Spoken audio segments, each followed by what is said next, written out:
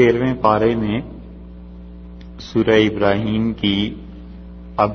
35 number آیت ہے، اور اللہ تعالی نے اس آیت کریمہ میں اپنے ایک جلیل القدر پیغمبر حضرت ابراہیم علیہ الصلوۃ والسلام کے متعلق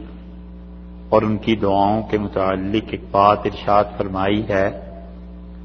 اور یہ در حقیقت دوسری نقلی دلیل ہے جو تفصیل سے اللہ تعالی نے بتائی ہے کہ اللہ کی توحید، اللہ کی وحدانیت یہ کیا چیز ہے، اور اللہ کے جلیل القدر پیغمبر علیہ الصلوۃ والسلام وہ شرک سے کتنے متنفر تھے، اور اللہ کی توحید کی طرف کیسے داعی تھے اور کیسے اس کو انہوں نے لوگوں تک پہنچایا۔ اور اس مقصد کے لیے کہ اللہ کی توحید کی دعوت دی جائے، اللہ تعالی نے انتخاب فرمایا حضرت ابراہیم علیہ الصلوۃ والسلام کے اس واقعے کا، اور حضرت ابراہیم علیہ الصلوۃ والسلام کے اس واقعے کی حکمت یہ ہے کہ اس وقت جتنے بھی مذاہب پائے جاتے تھے ان سب میں حضرت ابراہیم علیہ الصلوۃ والسلام کی شخصیت سب کے لیے متفق تھی۔ یہودی انہیں مانتے تھے، عیسائی انہیں مانتے تھے، اور اسی طرح مشرکین مکہ تو بہرحال مانتے تھے، کیونکہ وہ ان کا دعویٰ بھی تھا کہ وہ حضرت ابراہیم علیہ الصلوۃ والسلام کی اولاد ہیں، اور وہ دعویٰ ان کا سچا تھا، کچھ اس میں جھوٹ نہیں تھا۔ حضرت اسماعیل علیہ الصلوۃ والسلام کی وہ اولاد تھے، تو اس لیے اللہ تعالی نے یہاں پہ حضرت ابراہیم علیہ السلام کا ذکر کیا، اور پھر ان کی زندگی کی توحید اور اللہ کے ساتھ تعلق اور دعوت دعا کا ذکر کیا، تاکہ لوگ یہ جانیں اور اس بات کو پہنچیں کہ انبیاء علیہ الصلوۃ والسلام بھی اور حضرت ابراہیم علیہ الصلوۃ والسلام جیسا جلیل القدر نبی بھی اصل میں اللہ ہی سے مانگتا تھا، کسی کے قبضہ قدرت میں اور کسی کے اختیار میں کوئی چیز نہیں تھی۔ اس لیے ارشاد فرمایا وَإِذْ قَالَ إِبْرَاهِيمُ، اور وہ وقت بھی یاد رکھنے، یاد کرنے کے قابل ہے جب حضرت ابراہیم علیہ الصلوۃ والسلام نے کہا۔ یہ ان کی پہلی دعا کا تذکرہ یہاں سے شروع ہو رہا ہے کہ اس وقت کو یاد کرو جب حضرت ابراہیم علیہ الصلوۃ والسلام نے اللہ سے یہ درخواست کی کہ رب اجعل ھذا البلد آمنا، اے پروردگار آپ بنا دیجئے اس شہر کو امن والا شہر بنا دے۔ یہ اللہ سے پہلی دعا انہوں نے مانگی، اور انہوں نے کہا اے اللہ مکہ مکرمہ کو امن کا شہر بنا دے، اس لیے کہ جب کسی شہر میں امن ہوتا ہے، جب کسی شہر میں اطمینان ہوتا ہے، جب کسی شہر میں سکون ہوتا ہے، تو امن بنیادی طور پر ایسی چیز ہے کہ اس کے ہوتے ہوئے ساری ایکٹیویٹیز ہو سکتی ہیں، اور جب کسی شہر میں امن غارت ہو جائے اور لوگوں کا اعتماد اور تحفظ اٹھ جائے کہ ان کی زندگی، ان کے جان، ان کے مال محفوظ ہیں یا نہیں ہیں، تو پھر باقی ایکٹیویٹیز نہیں ہو سکتی، حتیٰ کہ خدا کی عبادت، اللہ کی اطاعت وہ بھی کوئی آدمی کرتا ہے تو اس میں بہت بڑا دخل یہ ہے کہ اس علاقے میں امن کتنا ہے۔ نماز کے لیے جاتا ہے اور اس کے اسی صورت میں نکل سکتا ہے جب اسے پتا ہو کہ یہاں پر امن اطمینان ہے، اور جب محلے میں گولیاں چل رہی ہوں تو پھر آدمی نماز کے لیے بھی جانے سے گھبراتا ہے کہ چلو گھر میں پڑھ لے، تو عبادت میں تو فرق آ گیا۔ اس لیے انہوں نے پہلی دعا اللہ سے یہ مانگی کہ رب اجعل ھذا البلد آمنا، اللہ مکہ مکرمہ کو امن والا شہر بنا دے، اے پروردگار سکون والا شہر بنا دے۔ تو اس کا مطلب یا تو یہ تھا کہ اللہ دنیا میں جو جنگیں، جو نقصانات، جو لوگوں کے اقوام کے آپس میں ٹکراؤ اور جو تباہی اور بربادی مچتی ہے، اللہ ہمارے شہر کو اس سے محفوظ رکھ کہ حکمرانوں کی، سلطنتوں کی جو تباہی اور بربادی ہوتی ہے اس کے اثرات اور وہ چیز یہاں تک نہ پہنچے۔ کچھ حضرات کا خیال یہ ہے کہ حضرت ابراہیم علیہ الصلوۃ والسلام کی اس دعا میں یہ بات کہی گئی ہے کہ رب اجعل ھذا البلد آمنا، اللہ اس مکہ مکرمہ کو سکون کا شہر بنا دے، یعنی دنیا بھر سے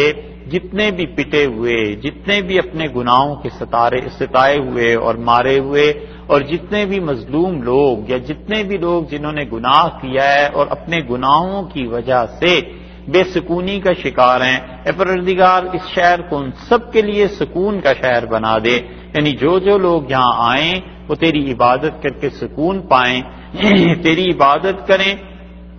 اور ان کی تسلی ہو، اور وہ اپنے گناہوں کی معافی تجھ سے چاہیں تو یہاں انہیں ان کے گناہوں کی معافی دی جائے۔ اس معنی میں فرمایا کہ اے اللہ اس شہر کو سکون کا گہوارہ بنا دے، اے اللہ اس شہر کو امن کی جگہ بنا دے۔ مکہ مکرمہ میں ایک حادثہ تو یہ ہوا ہے، حضرت ابراہیم علیہ السلام کے دور کے بعد وہاں پر کیا کیا چیزیں ہوتی رہی ہیں جو تاریخ محفوظ ہے اسلام کی تاریخ، اس میں ایک حادثہ تو وہ تھا جو حجاج ابن یوسف کے دور میں 72 ہجری میں ہوا۔ 40 ہجری میں خلافت ختم ہوئی ہے حضرت علی رضی اللہ عنہ، یعنی رسول اللہ صلی اللہ علیہ وسلم کے بعد 13 ہجری تک، 11 میں آپ کا انتقال ہوا اور 13 ہجری تک خلافت ہوئی ہے حضرت بکر رضی اللہ عنہ کی، پھر 23 ہجری تک حضرت عمر رضی اللہ عنہ کی، اور 35 ہجری تک حضرت عثمان رضی اللہ عنہ کی، اور 35 ہجری کے کچھ مہینے اور پھر 40واں سال جب ہجرت کا تھا تو حضرت علی رضی اللہ عنہ کی خلافت ختم ہوئی، اور حضرت علی رضی اللہ عنہ کی خلافت کے بعد 20 سال حضرت معاویہ رضی اللہ عنہ کی خلافت عادلہ رہی ہے کہ ان کی حکومت جو تھی عدل اور انصاف والی حکومت تھی، اور خلافت راشدہ جو تھی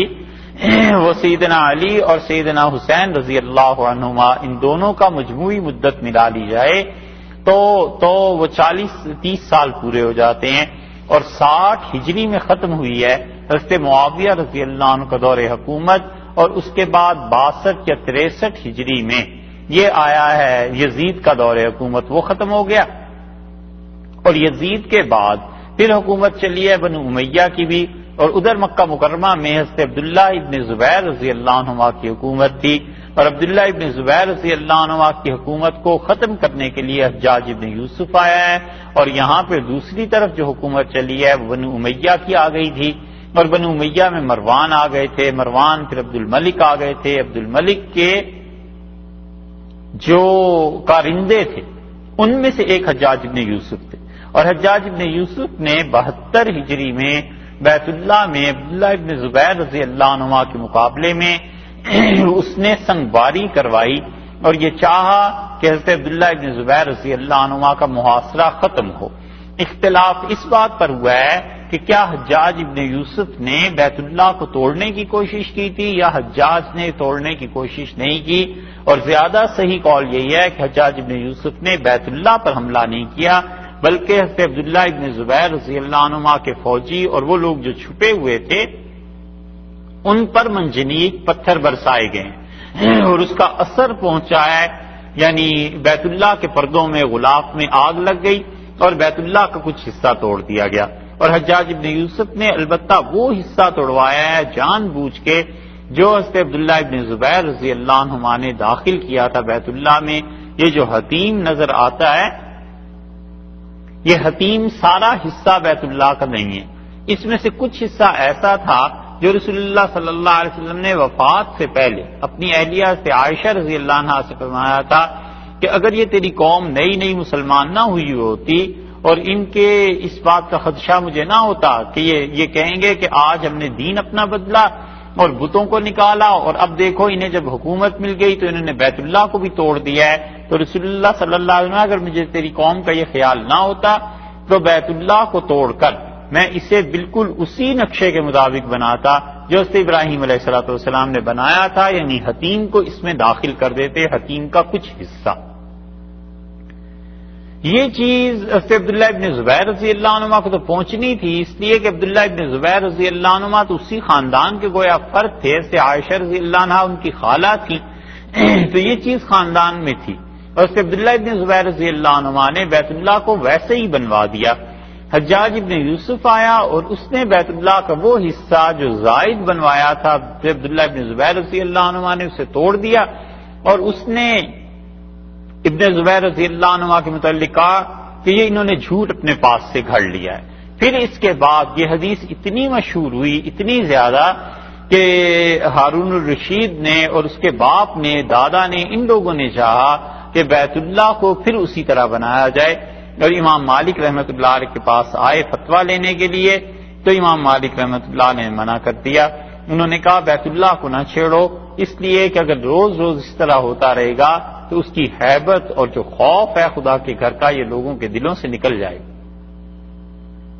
تو امام مالک رحمۃ اللہ نے منع کر دیا. اس وقت سے لے کے اب تک بیت اللہ اسی طرح چلا آتا ہے. تو عبداللہ ابن زبیر رضی اللہ عنہ کے خلاف حجاج نے جو کچھ کیا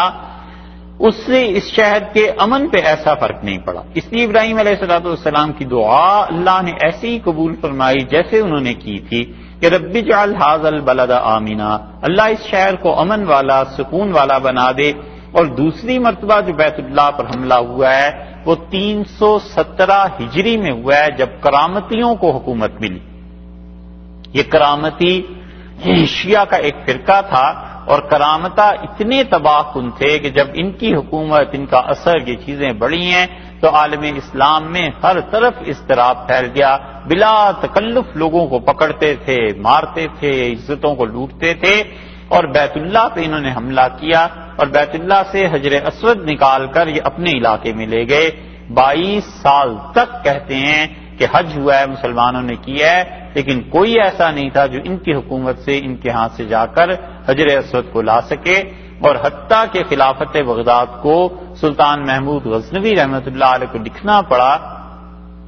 کہ ان کرامتیوں کا تم علاج کرو. اور کرامتہ جو تھے فرقہ، ان کا سب سے بڑے جو مراکز تھے ان میں سے ملتان ایک مرکز تھا. اور محمود غزنوی نے ملتان میں ان پر حملے جو کیے ہیں تو اصل طاقت کرامتہ کی اس سے ٹوٹی ہے. محمود غزنوی کی زندگی میں جو کام ہوئے ہیں ان میں بہت بڑا کام یہ تھا کہ انہوں نے کرامتہ پر کاری ضرب لگائی اور کرامتی پھر نہیں اٹھے. ان کے عقائد کفر سے جا کر ملتے ہیں، حتیٰ کہ خود اہل تشیع میں ایسے لوگ پیدا ہوئے جنہوں نے انہیں کافر قرار. کیا عجیب و غریب عقیدے تھے ان کرامتیوں نے. بیت اللہ پر جب قبضہ کیا ہے تو ان کے سردار بیٹھ کے طواف ہو رہا تھا، حج کا زمانہ آ گیا، طواف لوگ کر رہے تھے، حتیم پر بیٹھ کے، اور جو عورت اور بچہ انہیں نظر آتا تھا جس پر جی چاہتا تھا ہاتھ ڈالتے تھے، اس کے بالوں سے اسے پکڑتے تھے عورت کو اور اٹھا کر پھینک دیتے تھے، اور بچے کو پکڑ کے بیت اللہ کی دیوار پر اس زور سے مارتے تھے کہ بچے مر جاتے تھے،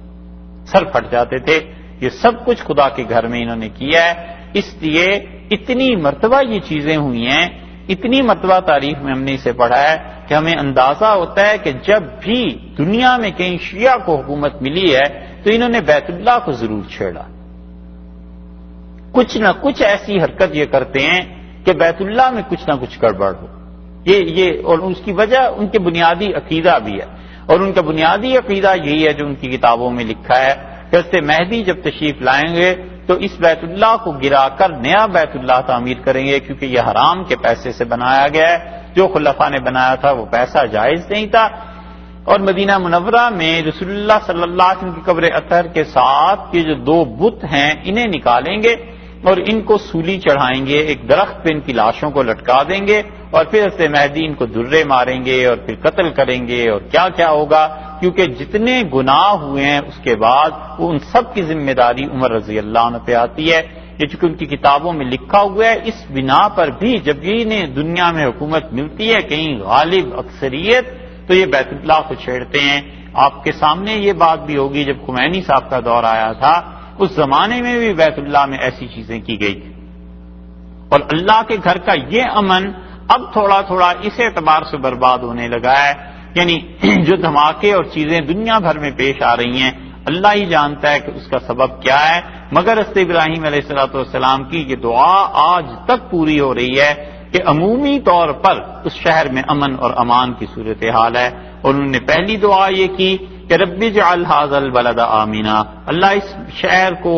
امن کا مرکز، سکون کا گہوارہ بنا دے. وجنبنی و بنیا، اور اللہ مجھے بچا اس بات سے، و بنیا، اور اللہ میری اولاد کو اس سے بچا، ان نعبد الاصنام، کہ اللہ ہم عبادت کرنے لگے بتوں کی.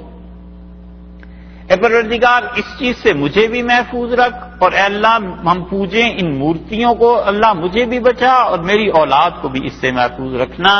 یہ اللہ کی وہ توحید ہے جس توحید پر وہ گواہ ہیں. اور اللہ نے اسی لیے حضرت ابراہیم علیہ السلام کا تذکرہ یہاں فرمایا کہ 4 مذاہب اس شخصیت پر متفق تھے. رسول اللہ صلی اللہ علیہ وسلم تو تھے ہی تھے، یہودی عیسائی یہ دونوں سے ابراہیم علیہ السلام کو اب بھی اور اس زمانے میں بھی بڑا مانتے تھے، اور مشرکین مکہ جن کا مقابلہ تھا رسول اللہ صلی اللہ علیہ وسلم کا، آمنے سامنے کی بات تھی، وہ تو سارے ابراہیم علیہ السلام قائل تھے۔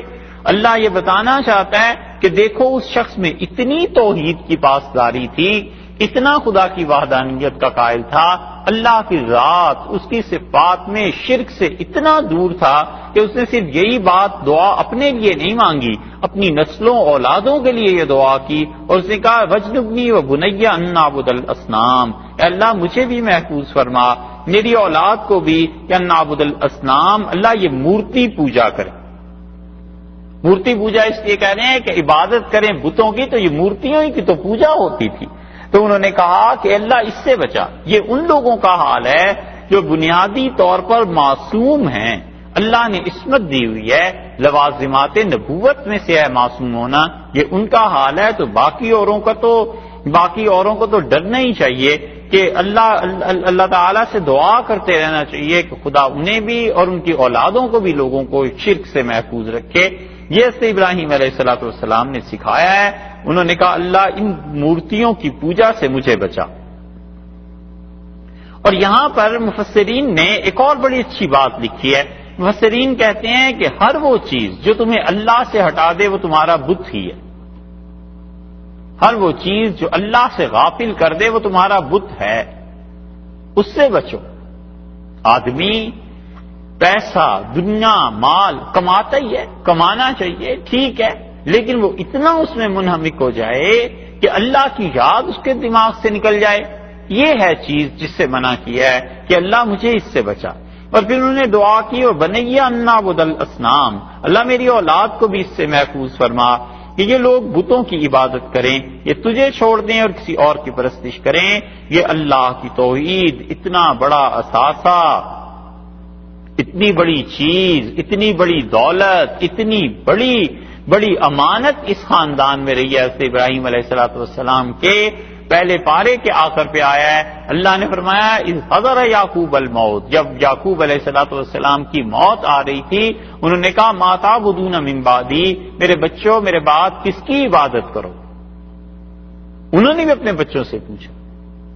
بچوں نے کہا نعبدو الہ کا و الہ آبائی کا، ہم عبادت کریں گے اس اکیلے پروردگار کی جو آپ کا بھی رب اور آپ کے آباء و اجداد حضرت ابراہیم، اسحاق، اسماعیل علیہ السلام سب کا پروردگار تھا، اکیلا رب ہم اس کی عبادت کریں گے۔ سب سے بڑا مسئلہ یہی ہے کہ آدمی دیکھے اس کی اولاد کس کی عبادت کرے گی، اس کے جائے پیچھے اس کی اولاد کس چیز پر قائم رہے گی۔ اس لیے جس ماحول میں آپ لوگ ہیں اور جس ماحول میں یہاں بچے پرورش پا رہے ہیں، یہاں اب بھی یہ بہت بڑا مسئلہ ہے کہ ہمارے بچے ہمارے بعد عبادت کس کی کریں گے۔ انہوں نے کہا میرے بچوں ما تعبدون من بعدی، میرے بعد عبادت کس کی کرو گے؟ اللہ کی توحید، شرک سے نفرت، شرک کے مظاہر سے دوری، خدا کی صفات کو ماننا، اس کی صفات عالیہ پر ایمان رکھنا، اس کی ذات پاک کا تقدس، اس کا ادب، اس کا احترام، اس پہ اعتماد، اس پہ بھروسہ، اس پہ توکل، اپنے آپ کو اللہ کے حوالے کرنا، اپنی عبادت، سجود، رکوع، عبادت کی رسومات، پیسے کا خرچ کرنا، نظر، نیاز، قسم، یہ سب کی سب چیزیں اپنی اولاد میں چھوڑ کے جائے تاکہ اللہ کی یہ توحید قائم رہے۔ اس لیے انہوں نے کہا کہ اللہ مجھے بچا اور میری اولاد کو اس سے بچا کہ یہ لوگ بعد میں تیرے کیا ہو یہ مورتیوں کی پوجا کرنے لگے۔ رب انہن، اے پروردگار بلا شک و شبہ ان مورتیوں نے اضللنا، اے اللہ بہکایا ہے، کثیرا من الناس، لوگوں میں سے بہت سوں کو اے رب انہوں نے بہکا دیا ہے، اللہ انہوں نے انہیں خراب راستے پہ لگا دیا ہے، شرک کی طرف لے گئے ہیں۔ مطلب یہ ہے کہ یہ شرک کا سبب بنے، یہ شرک کی وجہ بنے، ان کی وجہ سے لوگوں نے تجھے چھوڑ دیا، ان کی وجہ سے لوگوں نے تیری صفات کو چھوڑ کر ان سے مانگنا شروع کر دیا۔ اے اللہ ان بتوں کی وجہ سے تیرے راستے میں رکاوٹ پڑ گئی۔ یہ انہوں نے اپنی دعا میں اس علت کا بھی ذکر کر دیا کہ پروردگار ان کی وجہ سے لوگ بہت سے گمراہیوں میں جا پڑے ہیں۔ فمن تبعنی، اور اے اللہ جو میری پیروی کرے، فإنہ منی، اللہ وہ مجھی سے ہے، غایت شفقت محبت کی بنیاد پر کہتے ہیں کہ اللہ میری اولادوں میں سے جو بھی میری پیروی کرے، جو تیری توحید پر قائم رہے، جو ان بتوں کا دشمن رہے، جو شرک نہ کرے، جو تیری صفات علیہ پر ایمان رکھے، اللہ وہ مجھی سے ہے۔ مطلب یہ ہے کہ پروردگار جس طرح مجھ پہ کرم ہوا، مجھ پہ مہربانی ہوئی، مجھ پہ عنایات ہوئی ہیں، یہی عنایات اور کرم اور مہربانی میری اولادوں کے حال پر بھی ہو، جو میری اولاد اس چیز پر قائم رہے گی۔ اس لیے حضرت ابراہیم علیہ السلام کا نام اللہ نے دیکھو کیسا بلند کیا ہے کہ اب تک ہم نماز میں ہی کہتے ہیں کما صلیت علی ابراہیم کما بارکت علی ابراہیم، اللہ جیسے تیری برکتیں تیری رحمتیں حضرت ابراہیم علیہ السلام پہ نازل ہوئیں، آل ابراہیم علیہ السلام پہ نازل ہوئیں، تو فرمایا جو بھی اللہ ان میں سے چلتا ہے اس راہ پر میری چال چلے، میرے پیچھے چلے، اللہ وہ تو ہے ہمارا، ومن عصانی، اور اللہ جو نافرمانی کرے میری، یعنی اس راہ سے جس نے میرا کہا نہیں مانا، شرک میں پڑ گیا، بتوں کی عبادت کرنے لگا، نبوت کی راہ کو چھوڑ دیا، فإنک غفور الرحیم، اللہ پھر آپ بڑی مغفرت فرمانے والے ہیں، اللہ آپ رحم کرنے والے ہیں۔ یہ نہیں کہا کہ اللہ ان کی گرفت کر لے، یہ نہیں فرمایا کہ اللہ اسے تباہ کر دے، جہنم میں ڈال دے، فرمایا اللہ پھر آپ جانے اور آپ کے بندے جانے، تو غفور و رحیم۔ یہ ہے ان کے دل کی نرمی اور اللہ کے ساتھ تعلق کا ایک مظہر کہ جب انہوں نے دوسری شکایت ہے کہ مشرکین کے ساتھ کیا ہونا چاہیے، ان کا ومن آسانی، اور جو کوئی بھی میری بات نہ مانے اللہ تو بخشنے والا ہے، مہربان ہے۔ ایسے نالائقوں کے متعلق مطلب کیا کہا جائے کہ جو خدایا شرک کرنے لگ جائیں اور تیری ذات پر بھروسہ نہ کرے۔ پہلی دعا کی انہوں نے مکہ کے لیے، مکہ مکرمہ کے لیے کہ اللہ اس گھر کو، اس جگہ کو، اس شہر کو امن کا گہوارہ بنا دے۔ دوسری دعا انہوں نے اپنے لیے فرمائی کہ اللہ مجھے میری اولاد کو بچا۔ اب تیسری دعا آگے کہتے ہیں ربنا انی اسکنتو، اے پروردگار میں نے بسایا ہے من ذریتی، اپنی اولاد میں سے کچھ کو، من کا مطلب کچھ کو، من کا مطلب سے، یعنی کچھ میری اولاد جو ہے اے پروردگار اسے میں نے یہاں بسایا ہے۔ بڑی اولاد جو حضرت ابراہیم علیہ السلام کی تھی وہ تو تھی وہاں حضرت اسحاق علیہ السلام، اور ان کا مرکز تھا بیت المقدس،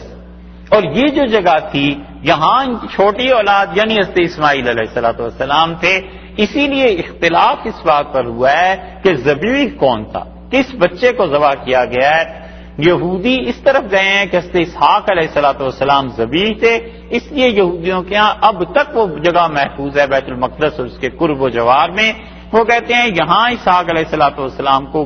ذبح کرنے کے لیے حضرت ابراہیم علیہ السلام تشریف لائے تھے۔ ہمارے نزدیک وہ جگہ جو تھی مینا تھی، بیت اللہ ہے اس کے قریب ہے، وہاں سے اسماعیل علیہ السلام کے ذبیحے کے لیے آئے تھے۔ اسی طرح پانی زمزم کا یہ ہمارے یہاں متبرک ہے، حضرت ابراہیم علیہ السلام کے دوسرے بڑے صاحبزادے حضرت اسحاق علیہ السلام ان کے متعلق بھی ایک پانی کا چشمہ ہے، یہودی اس کے متعلق دعویٰ کرتے ہیں کہ وہ ہے، اور ذبیحے کے متعلق بھی کہ پہلا ذبح ہونے والا بچہ کون سا تھا، یہودیوں کا، اور کچھ مسلمانوں کا خیال یہ ہے کہ وہ حضرت اسحاق علیہ السلام تھے، حالانکہ اصل میں وہ حضرت اسحاق علیہ السلام نہیں تھے، وہ حضرت اسماعیل علیہ السلام تھے، انہی کا ذبیحہ تھا، اور اس کی بحث بھی آگے آتی۔ اس لیے انہوں نے دوسری دعا جو کی انہوں نے کہا انی اسکنت من ذریتی، اللہ میں اپنی اولاد میں سے کچھ کو بسا کر جا رہا ہوں، کچھ کو چھوڑ کر جا رہا ہوں، یعنی ایک مرکز وہ ہو گیا، اور پروردگار دوسرا مرکز یہ ہے یہاں کہاں چھوڑ کے جا رہے ہیں، بوادن، ایسی وادی میں غیر ذی زرع، جہاں اللہ کھیتی نہیں ہے، اللہ ایسے میدان میں چھوڑ کر جا رہا ہوں جہاں کھیتی نہیں اگتی۔ یہ انہوں نے مکہ مکرمہ کی حالت بیان کی، یعنی وہاں پر پانی نہیں ہے، چشمے نہیں ہے، سیرابی کا سامان نہیں ہے، اور زمین ایسی ہموار نہیں ہے۔ تو پروردگار عند بیتک المحرم، یہ اللہ تیرے گھر کے پاس رہیں گے، المحرم جو اللہ ایسا تیرا گھر ہے، محرم یعنی عزت والا، ادب والے گھر کے پاس، جس گھر کا ادب ہے، جس گھر کا احترام ہے۔ حرام عربی میں اس چیز کو کہتے ہیں جو چیز نایاب ہو، حرام وہ چیز جس میں حرمت ہو، پاکیزگی ہو، تقدس ہو۔ تو کسی چیز کی پاکیزگی، تقدس، اس کی بڑائی کی وجہ سے اسے ہاتھ نہیں لگایا جاتا۔ ہیرا ہے مثلا، تو وہ بہت نایاب چیز ہے، اس کی حرمت ہے، تقدس ہے، لوگ اس کے قریب نہیں جاتے، دور سے دیکھتے ہیں کہ یہ بڑی عزت والی چیز۔ خواتین ہیں، ان کو کے لیے بھی ایسے ہی الفاظ استعمال کیے جاتے ہیں کہ یہ اس کا حرم ہے، یعنی فلاں آدمی کی اہلیہ ہیں تو عزت احترام والی ہیں، ان کے قریب نہیں جایا جا سکتا کیونکہ وہ کسی کی بیوی ہیں یا کسی کے ساتھ ان کا تعلق ہے، ماں ہونے کا، بہن ہونے کا، ناطے ہیں، رشتے ہیں۔ اسی سے حرام یہ بھی ہے کہ وہ چیز جس سے روکا جائے، منع کیا جائے کہ اس چیز کے قریب نہ جانا، کیونکہ اللہ نے اس چیز کو منع کر دیا ہے۔ تو حرمت ممانعت کے بارے میں بھی آئی نا، تو ممانعت دونوں طرح سے کہ کسی کے ادب کی وجہ سے اس کے قریب نہ جائیں یا کسی کے مضر، نالائق، غلط چیز کے قریب نہ جائیں۔ اس لیے فرمایا ہے کہ اے اللہ میں اپنی اولاد میں سے کچھ اولاد یہاں کر بسا کر جا رہا ہوں، عند بیتک المحرم، اللہ تیری اس گھر کے پاس جو بڑے ادب والا گھر ہے، بڑے احترام والا گھر۔ اس سے معلوم ہوتا ہے کہ بیت اللہ کو اللہ نے ادب والی جگہ قرار دیا، اور حضرت ابراہیم علیہ السلام نے اسے ادب والی جگہ قرار دیا تھا۔ بہت ضروری ہے کہ لوگ اللہ کی حرمات کا پاس کریں اور لوگ اس تقدس کو برقرار رکھیں جن چیزوں کو اللہ نے عزت والا قرار دیا۔ مثلا یہ خدا کا گھر ہے، یہ عزت والی جگہ ہے، اور آپ کبھی حج کے موقع پہ عمرے میں جا کر دیکھیں رمضان میں تو صحیح طرح اس عزت کو مسلمانوں نے خراب کیا ہوا ہے۔ خدا کا گھر ہے، طواف ہے، اللہ کے گھر میں نماز ہے، خدا کے گھر میں رکوع اور سجدہ ہے، اور موبائل فون گھنٹیاں بج رہی ہیں، طواف اب کر رہے ہیں، آپ کے سامنے لوگ چل رہے ہیں کہ اچھا فلاں چیز کا ریٹ یہ ہے، یہ سودا ایسے کر لینا، یہ چیزیں ایسے کر لینا۔ اور اللہ کا گھر یہ نہ ہو، یعنی اللہ کے گھر میں یہ آدمی نہ ہو اور اپنے باس کے پاس میٹنگ میں بیٹھا ہوا ہو تو پہلے اسے آف کر جاتا ہے موبائل فون کو کہ باس کے ساتھ بات کرنی ہے، بڑا آدمی ہے، اس کے سامنے بیٹھ کے ایسے نکل۔ اللہ کے گھر میں ادب اور احترام اتنا کم ہو گیا ہے کہ اس کا اثر پوری امت پر جا کر پڑا ہے کہ مسلمانوں نے جب خدا کے گھر کا ادب اور احترام چھوڑ دیا تو وہی کچھ ہو رہا ہے جو سب دیکھ رہے ہیں۔ اسی طرح نماز ہے، اللہ کے لیے ادب اور احترام کی چیز ہے۔ فقہا کہتے ہیں بغیر ضرورت کے نماز میں گلا صاف کرنا نماز کو مکروہ کرتا ہے، اس لیے کہ اللہ کے سامنے کھڑے ہو، یہ کیا بات ہے؟ اسی لیے شریعت نے وضو پہلے رکھا ہے کہ اچھی طرح اپنے حلق کو، گلے کو، منہ کو صاف کر کے آئے اور نماز اللہ کے حضور میں پڑھی جا رہی ہے، ادب اور احترام برقرار رہے۔ یہ ادب بہت بڑی چیز ہے، اسی لیے منع کیا ہے اس بات سے کہ تم میں سے کوئی بیت اللہ کی طرف پاؤں نہ پھیلائے۔ رسول اللہ صلی اللہ علیہ وسلم نے فرمایا قبلتکم حیم و میتن، تمہارے مردے اور تمہارے زندے اس امت کے دونوں کا قبلہ بیت اللہ۔ امام مالک رحمۃ اللہ کہتے تھے کہ اگر کوئی قبلے کی طرف پاؤں پھیلائے تو اس کا پاؤں توڑ دو، وہ اتنی سختی فرماتے تھے اس لیے کہ ادب، قدر، چھوٹے بڑے کی تمیز، جگہوں کو ڈفرینشیٹ کرنا کہ کون سی جگہ زیادہ معزز ہے اور کون سی کم، یہ سب چیزیں دین کا ہی نہیں انسانوں کی تربیت کا بھی ایک حصہ ہے۔ اسلام تو بہت بڑی چیز ہے، جو انسانوں کی تربیت ہے اس میں بھی ادب اور احترام سکھایا گیا ہے کہ کیا چیز کہنی ہے، کس انداز سے کہنی ہے، کچھ پوچھنا ہے نہیں پوچھنا۔ آخر انسان دیکھتا ہے ان چیزوں کو، پھر اعمال کو بچا لاتا ہے۔ اللہ نے کہا ہے، اللہ تعالیٰ نے فرمایا کہ وہاں پر حضرت ابراہیم علیہ السلام نے کہا اللہ میں اپنی اولاد کو چھوڑ کر جا رہا ہوں، دو چیزیں کہیں، تین، ایک کو کہا اپنی اولاد کا کوئی حصہ چھوڑ کے جا رہا ہوں، اسماعیل علیہ السلام ہو گئے۔ دوسری بات یہ کہی کہ یہاں وادی ایسی ہے، شہر ایسا ہے، جگہ ایسی ہے کہ خدایا یہاں پر میدان میں کھیتی نہیں ہے۔ اور تیسری چیز تیرے گھر جو عزت والا گھر ہے اس کے پاس چھوڑ کر جا رہا ہوں، ربنا اے پروردگار کیوں چھوڑ کے جا رہا ہوں؟ ان دونوں باتوں کے جواب ابھی قرآن دیتا ہے آگے۔ کیوں چھوڑ کے جا رہا ہوں انہیں؟ اس لیے چھوڑ کے جا رہا ہوں کہ یقیم الصلاۃ، تاکہ اللہ یہ نماز پڑھے، اللہ یہ نماز کو قائم کریں، اس لیے چھوڑ کے جا رہا ہوں۔ قائم رکھیں نماز کو، اللہ کی عبادت کو، اللہ کی عبادت میں بڑے شعائر اللہ کے ایک ان میں سے نماز ہے، جیسے حج ہے، جیسے کعبۃ اللہ ہے، ایسے ہی نماز بہت بڑی چیز ہے۔ اس لیے فرمایا انہوں نے کہ اللہ تعالیٰ سے درخواست کی کہ اللہ میرے بچوں کو، میری اولاد کو اس لیے یہاں پہ رہنا ہے کہ یہاں پہ نماز پڑھا کریں گے، فجعل، اور اللہ کر دے افئدتن دل، من الناس لوگوں میں سے کچھ لوگوں کے دل ایسے بنا دے، تہوی الیہم اللہ ان دلوں میں کشش ڈال دے، تہوی الیہم ہوا کہتے ہیں نا خواہش کو، اردو میں بھی لفظ استعمال ہوتا ہے ہوائے نفس، اپنے جی کی خواہشات، تہوی الیہم اللہ ان لوگوں کے دل اس بستی کی طرف مائل کر دے، کچھ لوگوں کے دل خدایا ان دلوں میں اس شہر کی محبت ڈال دے مکہ مکرمہ کی، اور اللہ تعالیٰ نے ایمان والوں کے دل میں اس شہر کی محبت خود بخود ہی ڈال دی ہے۔ اللہ تعالیٰ نے ایسی محبت ڈال دی ہے کہ ہر مسلمان بے قرار ہوتا ہے کہ خدا کے گھر میں وہ حاضری دے، تو انہوں نے بتایا کہ پروردگار اس شہر کو تو ایسا کر دے کہ اس میں لوگوں کے دل اس کی طرف لگ جائیں، اور دل جس چیز کی محبت میں گرفتار ہو جاتا ہے انسان اس کے حصول کی کوشش کرتا ہی۔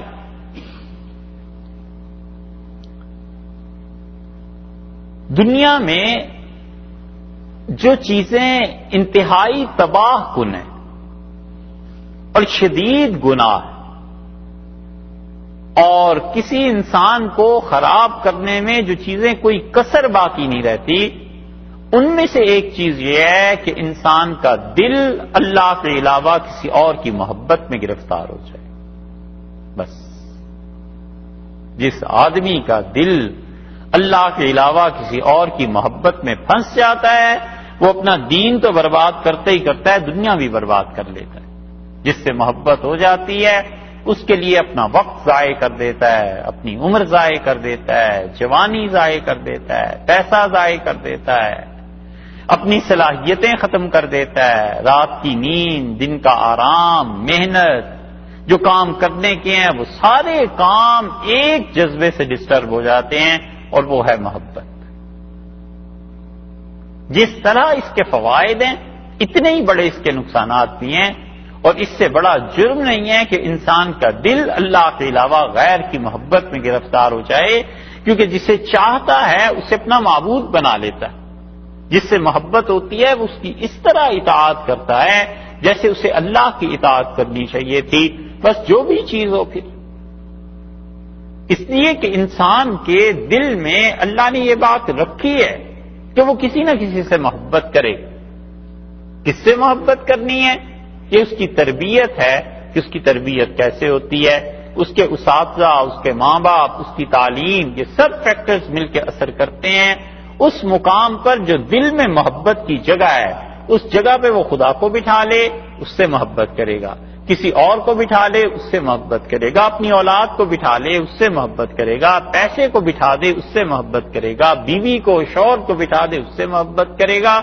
اور جو چیزیں اس کو محبت کی وجہ سے اللہ کی یہاں ادا کرنی چاہیے تھیں وہ ساری چیزیں ادا کرے گا اس کے لیے۔ اولاد محبت کی جگہ پہ آ گئی، پیسہ خرچ کرنا تھا اللہ کے لیے، اپنی اولاد کے لیے خرچ کرے گا اس جذبے سے بلند ہو کے کہ اب جائز ہے یا ناجائز ہے، حرام ہے یا حلال ہے، اپنے محبوب کو خوش کرنا ہی کرنا۔ وقت خرچ کرے گا اولاد کے لیے کہ اس وقت میں مجھے نماز پڑھنی ہے نہیں پڑھنی، خدا کی عبادت کرنی ہے نہیں کرنی، روزے رکھنے ہیں نہیں رکھنے، مجھے ہر صورت میں اپنا وقت اپنی اولاد کو دیں۔ اس لیے آدمی دل میں سب چیزوں کی محبت رکھے، اللہ کی محبت کے تابع اور اللہ کی محبت کے بعد، اور کہیں خدا نہ خواستہ دل غیر کی محبت میں گرفتار ہو جائے، بس اس آدمی سے دین تو بہت دور کی بات ہے، اس کی دنیا سے بھی ہاتھ دھو لینے چاہیے۔ کوئی بڑا کام ایسے لوگ زندگی میں کر نہیں پاتے۔ بڑی بڑی صلاحیتوں کے جوان لڑکے اور لڑکیاں اسی میں ضائع ہو جاتے ہیں کہ عمر کا بہترین حصہ 10 سال 15 برس کسی بت کی محبت میں گرفتار رہے، اور پھر پتا چلا کہ وہ سال بھی نہیں ہوا، ملے بھی نہیں، پھر آگے قصے شروع ہو گئے، رونا دھونا اور کیا کیا چیزیں، اور گناہ ایک ہی کیا تھا اور دل کا کسی اور کی محبت میں گرفتار ہو جائے۔ حضرت ابراہیم علیہ السلام نے کہا اللہ لوگوں کے دل اس شہر کی طرف پھیر دے، یہ انہوں نے چوتھی دعا مانگی۔ پانچویں دعا وہ فرماتے ہیں وَارْزُقْهُم مِّنَ الثَّمَرَاتِ، اور اے اللہ ان میرے بچوں کو جو نسلیں یہاں آباد ہوں اللہ انہیں پھلوں سے رزق دے، اوپر چونکہ کہہ آئے ہیں نا کہ بوادن غیر ذی زرع عند بیتک المحرم، اللہ میں نے اپنی اولاد کو یہاں بسایا ہے اس میدان میں جہاں پر زراعت نہیں ہوتی، تو اس کے بعد یہ دعا آ گئی، انہوں نے کہا اللہ ان لوگوں کو پھلوں سے رزق دے۔ اس پہ بعض مفسرین نے یہی جو نقطہ لکھا ہے بہت اچھا، وہ کہتے ہیں یہ دعا جو ابراہیم علیہ السلام نے مانگی ہے مکہ مکرمہ کے قرب و جوار میں جتنی بستیاں ہیں ان کے لیے مانگی کہ اللہ اس شہر میں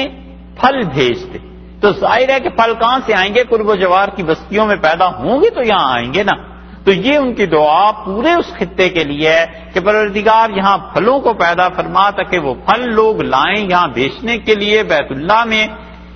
مکہ مکرمہ میں، اور میرے بچوں کو اس سے رزق ملے۔ اس سے معلوم ہوتا ہے کہ مال، عہدہ، یہ ساری چیزیں ضرورت کے درجے میں اپنی اولاد کے لیے، اپنے خاندان کے لیے، اپنی ذات کے لیے مانگنا کوئی منع نہیں۔ اور اگر کوئی آدمی اس لیے مانگے کہ پیسہ مل جائے اور اس سے وہ خدا کا دین قائم کرے، عہدہ مل جائے اور اس کے ذریعے وہ خدا کا دین قائم کرے، تو پھر تو کہنے ہی کیا، کوئی حرج نہیں۔ حضرت ابراہیم علیہ السلام نے ان سب چیزوں کی دعا مانگی ہے، شرط بس اتنی سی ہے کہ یہ ساری محبتیں اصل اللہ کی محبت میں معاون ثابت ہوں، ان ساری چیزوں کے ذریعے سے وہ خدا کے دین کو قائم کر سکے، بندے کی بندگی قائم رہے، اللہ کی اطاعت، اس کی توحید، اس کی ذات صفات، کسی چیز میں بندہ شرک نہ کرے۔ تو انہوں نے عرض کیا کہ اللہ ان کو پھلوں سے رزق دے، قرب و جوار کی بستیوں کے لیے بھی گویا دعا ہو گئی، لعلہم یشکرون، اے پروردگار یہ تاکہ میری اولاد، میرے بچے تیرا شکر ادا کرے، یہ تیرے احسان کو مانے،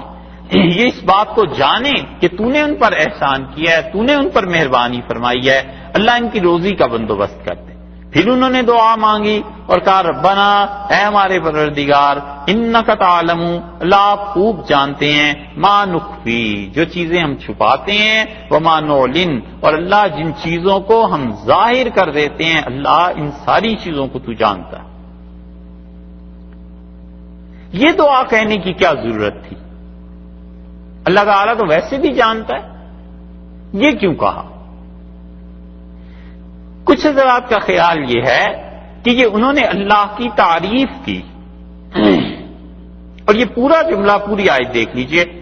کہ انہوں نے تعریف کی اور کہا ہے میرے پروردگار انک تعلم ما نخفی وما نعلن، اللہ آپ خوب جانتے ہیں جو کچھ ہم چھپا کر رکھیں اور جو کچھ ہم ظاہر کریں، وما یخفی علی اللہ، اور کوئی چیز اللہ سے چھپی ہوئی نہیں ہے، من شیء، ذرہ برابر کوئی چیز خدا سے چھپی ہوئی نہیں، فی الارض ولا فی السماء، نہ زمین میں نہ آسمان۔ پہلی بات تو یہ ہے کہ کیا یہ سارا فکرہ ابراہیم علیہ السلام کا ہے؟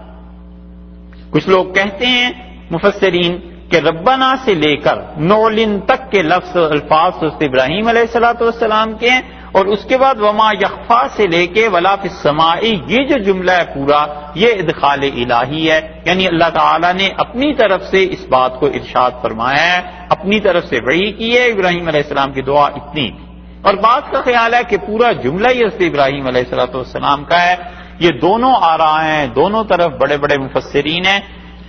دونوں ہی صحیح۔ اور اب دیکھ لیجئے اس بات کو کہ انہوں نے کہا انہیں کہنے کی ضرورت کیا پیش آ گئی تھی؟ تو کچھ مفسرین کا خیال یہ ہے کہ انہوں نے اللہ کی تعریف کی، وہ کہتے ہیں خدا کی تعریف ہے، اور رسول اللہ صلی اللہ علیہ وسلم نے بھی یہ فرمایا کہ جب تم اللہ سے دعا مانگو تو اللہ سے دعا مانگنے کو شروع کرو اللہ کی تعریف سے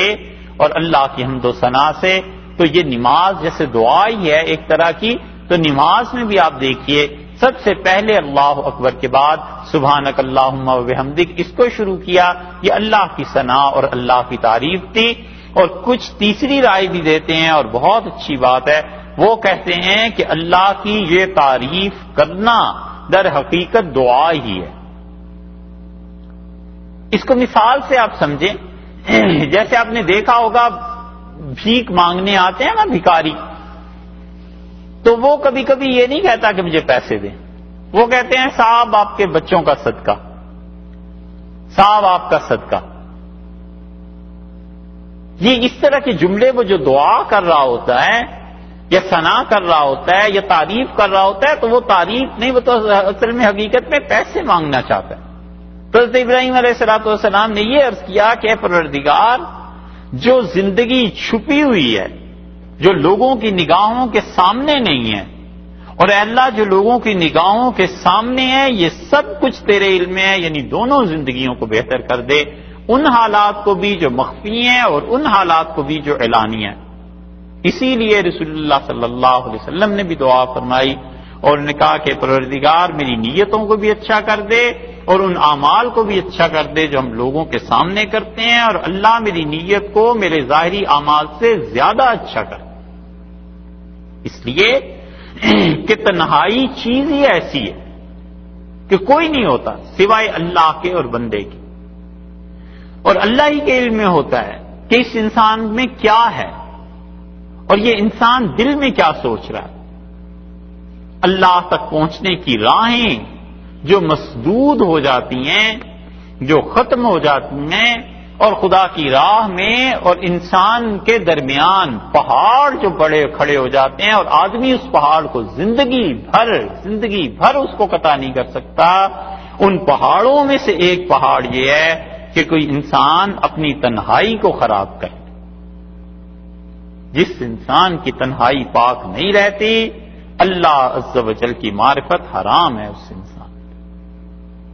جس کی تنہائی اچھی نہیں ہوتی اسے اللہ کی راہ نہیں ملتی. یہ تنہائی میں پاک رہنا، صاف رہنا، اپنی نیت کو ٹھیک رکھنا، اور جس طرح وہ ظاہر میں ہے ویسے ہی باطن میں رہنا، یہ چیز ہے جو راہ کو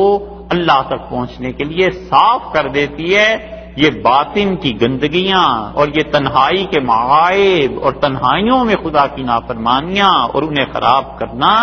یہ اتنا بڑا پہاڑ آدمی اپنے اور اللہ کے درمیان کھڑا کر لیتا ہے کہ خدا اس کو 200 سال کی بھی عمر دے دے تو اس پہاڑ کو نہیں وہ کاٹ سکتا. اتنی شدید چیز ہے. اس لیے ظاہر اور باطن ایک رکھے لوگوں کے سامنے، اور تنہائی ایک ہی جیسی. حضرت نظام الدین اولیاء رحمۃ اللہ علیہ کہتے تھے کہ جب میں پاک پتن گیا، حضرت خواجہ کبیر فرید الدین مسعود رحمۃ اللہ علیہ کی بیعت کے لیے دلی سے، تو بدر الدین اسحاق جو حضرت کے داماد تھے انہوں نے مجھے ایک دن کہا، مجھے کہنے لگے 17 سال ہو گئے مجھے حضرت کے ساتھ، اور ان کی تنہائی میں اور باہر مسجد میں جب آتے ہیں اس زندگی میں ہم لوگ کے پاس بیٹھتے ہیں خانقاہ میں، ایک ذرے کے برابر میں نے فرق نہیں دیکھا. جو ہمارے سامنے ہوتے ہیں وہی تنہائی میں، اور جو تنہائی میں ہوتے ہیں وہی ہمارے سامنے. داماد تھے، گھر میں رہنے والے تھے، انہوں نے اس بات کی گواہی دی. یہی چیز ہوتی کہ سب زندگی برابر ہے. نفاق نام نہیں اس کا. انہوں نے کہا میرے پروردگار انک تعلم ما نخفی وما نعلن، اللہ آپ ہی جانتے ہیں جو چیزیں ہم چھپا کے کرتے ہیں، جو چیزیں ظاہر میں. مراد کیا؟ اللہ ان سب چیزوں کو یکساں کر دے، اچھا کر دے، تنہائیاں بھی پاک رہیں، لوگوں کے سامنے بھی ہم صاف رہیں، زندگی میں یکسانیت آ جائے. وما یخفی اللہ من شیء،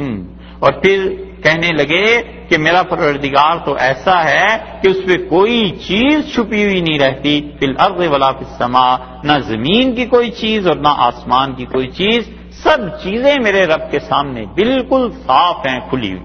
اور یا اللہ تعالی نے ان کی دعا کے بعد اپنی طرف سے جملہ ارشاد فرمایا کہ لوگوں تمہارا رب تو ایسا ہے کہ زمین و آسمان کی کوئی چیز سے چھپی ہوئی نہیں ہے، سب چیزیں اس کے سامنے ہیں. اللہ سے بھلا کوئی کیا چھپا سکتا ہے؟ اور اسی میں وہ بات بھی ہے جو سورہ ہود میں گزری نا، اللہ تعالی نے فرمایا کہ اپنے سینوں کو دوہرا کرتے ہیں، تنہائی میں چھپتے ہیں، چھپاتے ہیں اپنے آپ کو. ایک آیت گزری تھی نا، یہ چیز ہے. اللہ نے فرمایا کوئی چیز خدا سے چھپی ہوئی نہیں. اب ابراہیم علیہ السلام نے ایک اور دعا مانگی. انہوں نے کہا الحمدللہ، اللہ کا شکر ہے، اللہ ہی کے لیے ساری تعریفیں ہیں. الذی وہب لی، جس اللہ نے مجھے دیا ہے، علی الکبر، اس بڑھاپے کی عمر میں، اسماعیل و اسحاق، اللہ نے 2 بیٹے مجھے عنایت فرمائے ہیں، ایک اسماعیل علیہ الصلوۃ والسلام اور ایک اسحاق علیہ الصلوۃ والسلام۔ اللہ نے 2 بیٹے مجھے دیے اس بڑی عمر میں، یہ خدا کا بہت احسان ہے، خدا کا شکر۔ اور پھر یہ بیٹے صرف اللہ ہی نے مجھے نہیں دیے، اس میں ایک اور بات بھی تھی، اور وہ یہ کہ ان ربی، بلا شک و شبہ میرا پروردگار، لسمیع الدعا، دعا کو سننے والا ہے۔ اپنی عاجزی کا اظہار بھی کر دیا کہ یہ بیٹے میں نے مانگے تھے، اللہ نے میری دعا سنی ہے۔ یہ ہے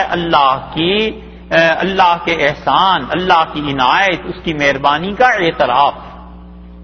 کہ ایسے نہیں ہے کہ بیٹے مجھے ایسے ہی مل گئے ہوں، میں نے اللہ سے مانگے تھے، اللہ سے اولاد کے لیے دعا کی تھی۔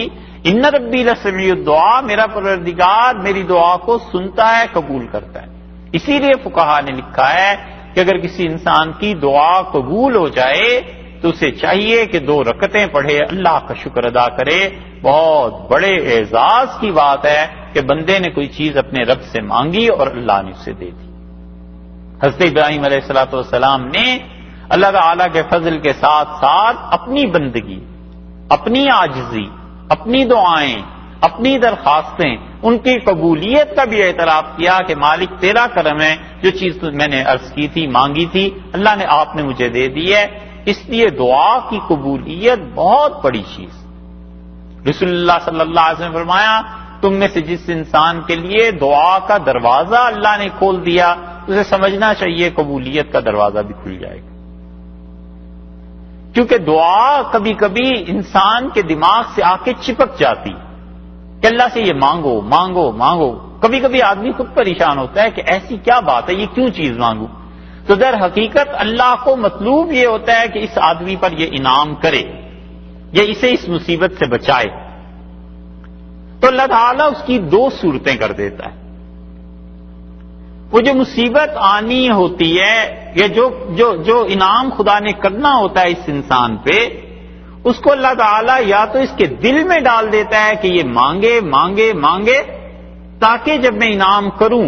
تو اس کے شکر کی کیفیت میں اضافہ ہو، یا جب میں اسے بچا لوں تو اس کو فوراً خیال آئے کہ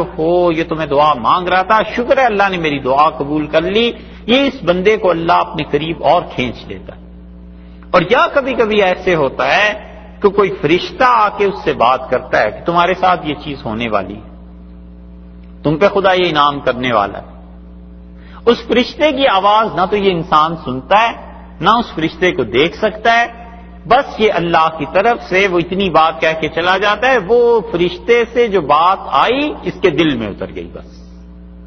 اب اس کا دل پکا ہو گیا، اللہ سے اسی چیز کو مانگے جا رہا ہے، اسی مصیبت اور پریشانی سے بچنے کی دعا کرتا چلا جا رہا ہے۔ اسے نہیں پتا میرے ساتھ کیا ہوا ہے، لیکن اس کا مالک تو ہے نا ایک، اس کا رب، اس کا پروردگار تو ہے، وہ چاہتا ہے کہ اس کے ساتھ مہربانی کرے، احسان کرے، اور اس کے دل میں یہ بات ڈال دیتا ہے۔ تو اس لیے رسول اللہ صلی اللہ علیہ وسلم نے فرمایا، تم میں سے جس کے لیے دعا کا دروازہ اللہ کھول دے، اس کا مطلب ہے کہ اللہ نے اس کے لیے قبولیت کا دروازہ کھول دیا۔ تو جو کام کرنے کے ہیں ان میں سے ایک یہ ہے کہ اللہ سے دعا مانگتا رہے۔ حضرت ابراہیم علیہ السلام نے اسی لیے عرض کیا کہ اللہ کا شکر ہے جس نے مجھے اس بڑھاپے میں اسماعیل اور اسحاق 2 بیٹے عنایت فرمائے علیہ السلام، اور میرا رب بہت میری دعاؤں کو سننے والا ہے۔ شاہ ولی اللہ صاحب رحمۃ اللہ علیہ کے بیٹے تھے نا، شاہ عبدالعزیز صاحب رحمۃ اللہ علیہ، اور شاہ صاحب رحمۃ اللہ علیہ کے 4 بیٹے تھے، لیکن ان کی جو اگلی نسل آئی اس میں بیٹے اتنے زیادہ نہیں تھے، بیٹیاں تھیں ان کی۔ تو شاہ عبدالعزیز صاحب رحمۃ اللہ علیہ جو حضرت کے بیٹے تھے، ان کی آگے بیٹیاں تھیں،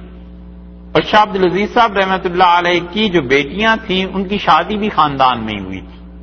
اور شاہ ولی اللہ رحمۃ اللہ کے دوسرے بیٹے تھے شاہ عبدالغنی صاحب، اور شاہ عبدالغنی صاحب کے بیٹے تھے مولانا اسماعیل شہید رحمۃ اللہ علیہ جو بالا کوٹ میں شہید ہو گئے تھے، اور شاہ اسحاق صاحب رحمۃ اللہ علیہ جو تھے یہ شاہ عبدالعزیز صاحب محدث دہلوی رحمۃ اللہ علیہ کے نواسے تھے۔ شاہ عبدالعزیز صاحب رحمۃ اللہ علیہ بہت دلی میں پورے ہندوستان میں شہرا تھا اور بڑا علم تھا، خدا نے غیر معمولی علم عنایت فرمایا تھا. ان کے والد بھی، دادا بھی بڑے علماء میں سے تھے. شاہ عبدالعزیز صاحب رحمۃ اللہ علیہ، ان کا فتویٰ ہندوستان پورے میں چلتا تھا اور لوگ عزت، ادب، احترام کرتے تھے. تو مولانا حضرت اپنے مولانا اسماعیل شہید رحمۃ اللہ علیہ نے اپنے بھتیجے کو اور اپنے نواسے کو، بھتیجے اسماعیل ہوئے نا اور نواسے اسحاق ہوئے، یہ آیت پڑھا کرتے تھے کبھی کبھی کہ الحمدللہ الذی وہب لی علی الکبر اسماعیل و اسحاق، اللہ کا شکر ہے جس نے اس بڑھاپے میں مجھے اسماعیل اور اسحاق دی. اور شاہ عبدالعزیز صاحب رحمۃ اللہ علیہ خود کہتے تھے کہ میری جو عقل اور فلسفہ اور تعلیم اور علم جو تھا یہ اسماعیل لے گیا، اور اپنے نواسے کے متعلق کہتے تھے کہ مجھ میں جو حدیث کا علم تھا یہ اسحاق لے گیا. شاہ ولی اللہ رحمۃ اللہ علیہ جب گئے تھے حج کے لیے تو اللہ تعالیٰ نے انہیں وہاں بشارت دی تھی اور ان سے کہا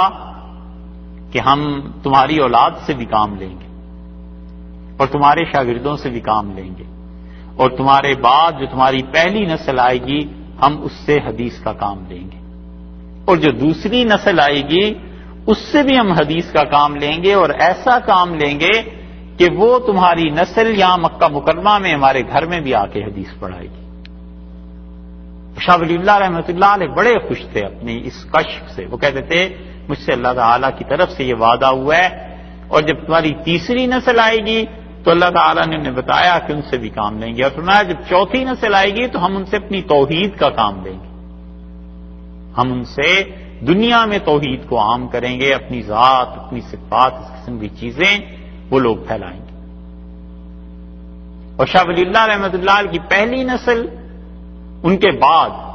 بہت کام کیا ہے انہوں نے، حدیث پہ بھی، قرآن پہ بھی. یہ شاہ عبد القادر صاحب رحمۃ اللہ علیہ کا ترجمہ، یہ شاہ عبدالعزیز صاحب رحمۃ اللہ علیہ کی تعلیمات. جو دوسری نسل تھی ان کی کہا کہ ان میں سے کسی سے بیت اللہ میں بھی حدیث پڑھوائیں گے، وہ شاہ اسحاق صاحب رحمۃ اللہ علیہ. شاہ اسحاق صاحب رحمۃ اللہ علیہ دہلی میں پڑھاتے رہے، اور پھر یہ دونوں بھائی اسحاق اور یعقوب، یہ دونوں حضرات چلے گئے تھے مکہ مکرمہ ہجرت کر کے، اور مکہ مکرمہ میں شاہ اسحاق صاحب نے حدیث پڑھائی. بہت اربوں نے ان سے حدیث پڑھی، ان کی سند اب تک مکہ مکرمہ میں ہے. جو علماء ہے کہ یہ کی سند میں شاہ اسحاق صاحب رحمۃ اللہ علیہ کا نام آتا ہے. انگریزوں نے ان لوگوں پہ بغاوت کا مقدمہ قائم کر دیا تھا. شاہ عبدالعزیز صاحب رحمۃ اللہ علیہ لمبا قصہ ہے، خیر کیا سنائیں. تو دونوں بھائیوں نے ہجرت کر لی. حاجی امداد اللہ صاحب مہاجر مکی رحمۃ اللہ علیہ اس زمانے کے لوگ کہتے تھے کہ ہم نے دیکھا دونوں بھائی بڑے خوش ایک دن، اور گھر کو صاف کر رہے ہیں، یہ چیزیں اٹھا کر ادھر رکھ رہے ہیں، کسی چیز کو ادھر رکھ رہے ہیں، بڑی خوشی دونوں بھائیوں پہ. دونوں ہی نواسے تھے شاہ عبدالعزیز صاحب رحمۃ اللہ علیہ کے، اور انہیں کسی زمانے میں اورنگزیب کے بعد زمینیں مل گئی تھی. اورنگزیب رحمۃ اللہ علیہ کے بعد محمد شاہ رنگیلا جو تھا اس نے جو بڑی نیکی کا کام کیا،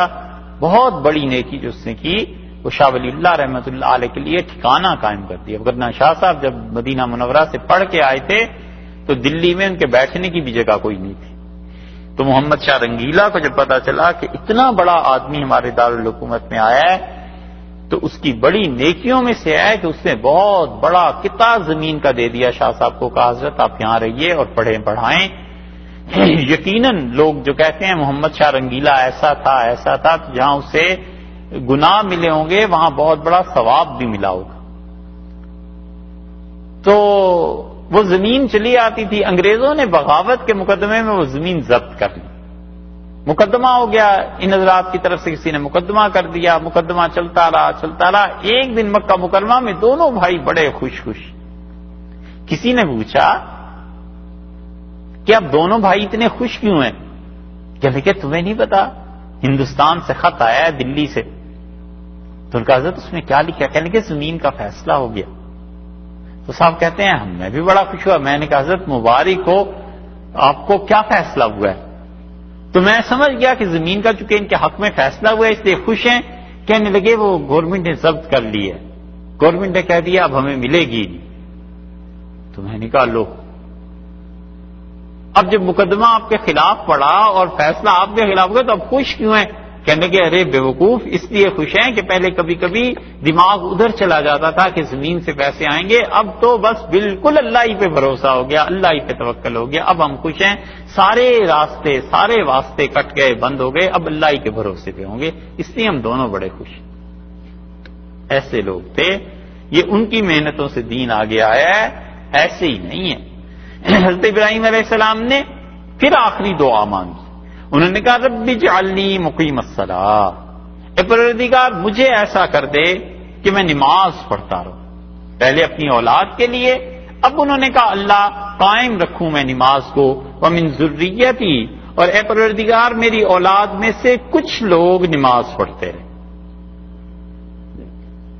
یہ نہیں فرمایا سارے پڑھتے رہے، فرمایا من ذریتی، اللہ کچھ لوگ میری اولاد میں نماز پڑھتے رہے، اس لیے کہ پہلے پارے میں بات آئی تھی نا کہ اللہ تعالیٰ نے فرمایا انی جاعلک للناس اماما، ابراہیم علیہ الصلوۃ والسلام میں نے تمہیں پوری انسانیت کا امام مقرر کیا، قال ومن ذریتی، انہوں نے کہا اللہ یہی عہدہ میرے بعد میری اولاد میں بھی چلے، قال لا ینال عہد الظالمین، اللہ نے فرمایا کہ یہ میرا وعدہ تمہاری اولاد میں جو ظالم لوگ ہوں گے، شرک کرنے والے، ان کے ساتھ میرا کوئی وعدہ نہیں۔ اسی معنی میں ہے جہاں کہ ومن ذریتی، اللہ میری اولاد میں جو تیری توحید کی قائل ہو، اللہ ان لوگوں کو نماز کا پابند کر دے، یعنی جو لوگ شرک کریں ان کے ساتھ تو نے پہلے ہی فرما دیا ہے، تو اس لیے یا تو انہیں وحی کے ذریعے بتا دیا گیا ہوگا، یا یہ کہ انہوں نے خود سے احساس فرما کر اس دعا کو کیا، اور اس پر فقہا نے اسی لیے لکھا ہے کہ اللہ سے حرام کام کی دعا کفر ہے، کبھی اللہ سے حرام کام کی دعا نہ مانگے، اللہ تعالی سے ناجائز کاموں کی دعا مانگنا، یہ خدا کا مذاق اڑانا ہے، یہ کفر ہے، الیاذ باللہ۔ اللہ تعالی سے یہ دعا مانگنے بیٹھ جانا کہ یہ جو سود ملنا ہے یہ زیادہ مل جائے، یہ کفر کی چیزوں میں سے، الیاذ باللہ۔ کسی آدمی کو پینے کی عادت ہو اور وہ گاڑی صحیح ڈرائیو کر کے بہت رش جا رہا ہے اور دعا دل میں کرتا ہے خدایا وہ دکان آج کھلی ہوئی مل جائے، کہیں بند نہ کر جائے، تو یہ تو شراب پینا تو چلو گناہ تھا، یہ دعا مانگنا کفر ہے، اللہ کا مذاق اڑانا ہے کہ ایک اس کی معصیت نافرمانی اور ایک اس معصیت پہ اسی سے دعا مانگتا ہے کہ خدایا تو مجھے اتنی ہمت طاقت دے کہ میں تیری نافرمانی کروں۔ اس لیے یہ سب باتیں اصل میں بے ادبی ہے، اگر اسے پتا ہوتا کہ اللہ کیا ہے اور اللہ کی معرفت اس کے پاس ہوتی کبھی بے ادبی نہ کرتا۔ تو معصیت کی دعا کفر ہے۔ انہوں نے کہا کیا کہا؟ انہوں نے کہا اللہ میری اولاد میں سے کچھ کو آپ نماز کی بھی توفیق دے دیجئے، ربنا وتقبل دعا، اور اللہ میری دعا کو قبول فرما لے۔ یہ دعا کی قبولیت کسی آدمی کو مل جائے، یہ بات، یہ اس کا اللہ کے ساتھ بڑا قرب ہے۔ رسول اللہ صلی اللہ علیہ وسلم نے احد کے دن یہ دعا دی تھی حضرت سعد رضی اللہ عنہ کو، اور حضرت سعد رضی اللہ عنہ تیر چلا رہے تھے اور رسول اللہ صلی اللہ علیہ وسلم نے تیر اٹھائے اور انہیں دیے، پھر رسول اللہ صلی اللہ علیہ وسلم نے اپنا ترکش جو تیروں کا ڈبہ ہوتا ہے وہ سارا بکھیر دیا حضرت سعد رضی اللہ عنہ کے سامنے، اور آپ نے فرمایا سعد فدا کا امی و ابی، سعد میرے ماں باپ تجھ پہ قربان جائیں، تیر چلا۔ اور حضرت سعد رضی اللہ عنہ نے جب تیر چلانے شروع کیے تو اتنی شدت سے تیر اندازی ہوئی ان سے کہ رسول اللہ صلی اللہ علیہ وسلم خوش ہو گئے، اور آپ نے فرمایا اللہ سعد کے تیر کو خطا نہ کر اور اس کی دعا کو رد نہ کر۔ یہ دو دعائیں انہیں دی، اسی لیے حضرت سعد رضی اللہ عنہ کی دعا سے لوگ بہت ڈرتے تھے۔ حضرت عبداللہ ابن مسعود رضی اللہ عنہ جب گئے کوفہ میں تو حضرت سعد رضی اللہ عنہ گورنر تھے اور حضرت عمر رضی اللہ عنہ نے انہیں مقرر کیا تھا، تو انہوں نے کہا ابن مسعود تم نے پیسے لیے تھے گورنمنٹ سے، قرضہ واپس کرو بیت المال کا۔ تو ابن مسعود رضی اللہ عنہ نے کہا کہ حضرت میرے پاس اب نہیں ہے، میں دے دوں گا۔ تو انہیں بہت خیال تھا اس کا کہ یہ پیسے تو ہیں عام مسلمانوں کے اور قرضہ دیا ہوا ہے ادھر، اور ادھر سے حضرت عمر رضی اللہ عنہ کو بھی اطلاع ہوگی تو یہ ساری صورتحال بنے گی آخر کیا۔ انہوں نے پھر مطالبہ کیا، پھر جب مدت زیادہ ہو گئی تو حضرت عبداللہ ابن مسعود رضی اللہ عنہ کے پاس آئے اور نے کہا ابن مسعود تم مجھے پیسے واپس دو گے یا پھر میں دعا کروں؟ تو عبداللہ ابن مسعود رضی اللہ عنہ جیسے بڑے آدمی نے ان کے دونوں ہاتھ پکڑ لیے.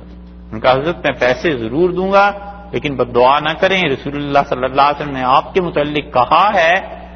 کہ اللہ اس کی دعا کو رد نہ کر. بڑے واقعات ہیں ان کے. ایک آدمی آیا ان کے پاس اور کہنے لگا علی رضی اللہ عنہ کو برا کہو. ان کا کیوں برا کہوں؟ اس کا تم دیکھتے نہیں ہو کہ اس نے کیا کر دیا ہے خلافت کو، ایسے ایسے ایسے ایسے علی رضی اللہ عنہ کے معائب. انہوں نے کہا دیکھو رسول اللہ صلی اللہ علیہ وسلم نے انہیں اپنی بیٹی دی تھی اور کوئی تو آخر ان میں وصف تھا جو رسول اللہ صلی اللہ علیہ وسلم نے داماد بنایا اور پھر ان کی تعریف پڑی تھی. وہ آدمی پیچھے ہی پڑ گیا. تو انہوں نے کہا پھر ٹھہرو میں کرتا ہوں کچھ. انہوں نے 2 رکعتیں پڑھی اور انہیں ہاتھ اٹھا دیا. انہوں نے کہا اللہ اس شخص کو پکڑ لے اور ایسا پکڑ کہ یہ لوگوں کے لیے عبرت کی چیز بن جائے. وہ آدمی اٹھا اور اس نے کہا حضرت سعد رضی اللہ عنہ سے کہ تمہاری دعاؤں سے کیا ہوتا ہے؟ تو وہ چپ رہے. باہر گیا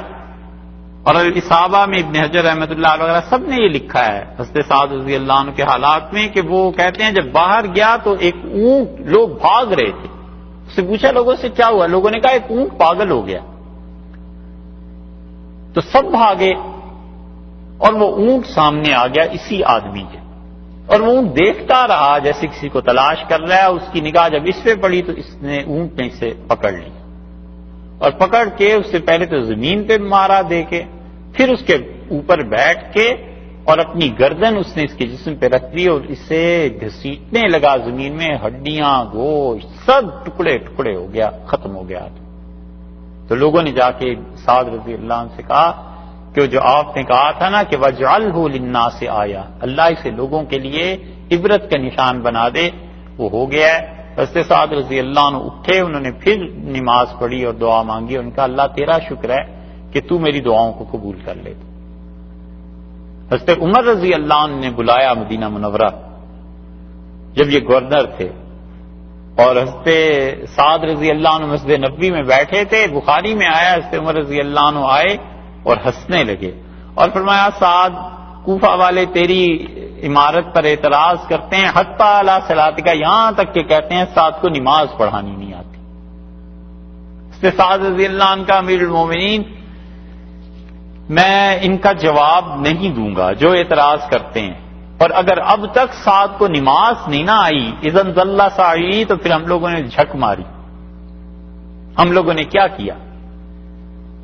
اور پھر حضرت عمر رضی اللہ عنہ کا اس شخص کو تم پہ بڑے اعتراض ہیں.